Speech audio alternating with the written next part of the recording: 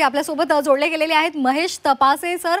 Sir, आपण पाहतोय की एकच पद आहे आणि यामध्ये दोन विभागांनी आदेश काढलेला आहे आणि त्यामुळे एकनाथ शिंदे आणि त्याचबरोबर देवेंद्र फडणवीस यांचे विभाग आमने सामने आलेले आहेत। काय आपली प्रतिक्रिया आहे? फक्त विभागच नाही तरी दोन्ही राजकीय नेते, दोन्ही राजकीय पक्ष आमने सामने आलेले आहेत। वास्तविक मुंबई महानगरपालिका नगरविकास खात्यामध्ये येते, परंतु राज्याचे मुख्यमंत्री सर्वस्वी सगळ्या गोष्टीसाठी जबाबदार असतात।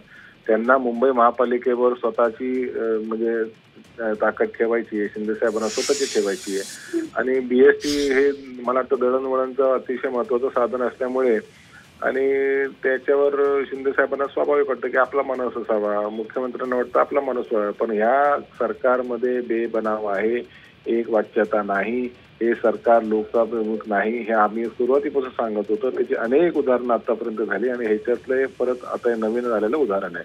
आता महापालिका लवकर होणार आहे। जुन्या ओबीसी प्रमाणे आरक्षण सरकारने म्हणजे कोर्टाने देखील जाहीर केले, निवडणूक आयोगाने देखील ते मान्य केलेले आहे। आणि अशा परिस्थितीमध्ये मुंबई महापालिका म्हणजे सोन्याची अंडी देणारी कोंबडी याचा ताबा कोणाकडे असावा, त्याच्यामुळे भारतीय जनता पार्टी आणि शिंदे साहेबांची शिवसेना ह्याच्यामध्ये आता शीतयुद्ध सुरू झालेलं आहे। अगदी धन्यवाद दिलेल्या आपल्या या प्रतिक्रियेसाठी। तर हे होते राष्ट्रवादी शरदचंद्र पवार पक्षाचे प्रवक्ते आणि त्यांनी आपल्या भावना व्यक्त केलेल्या आहेत। तर आपण पाहतोय एकच पद आहे आणि या संदर्भात दोन आदेश आल्यामुळे आता कुठेतरी सरकारमध्ये बेबनाम आहे का, एकवाक्यतेचा अभाव आहे का, अशी आता प्रतिक्रिया विरोधकांकडून समोर आलेली आहे।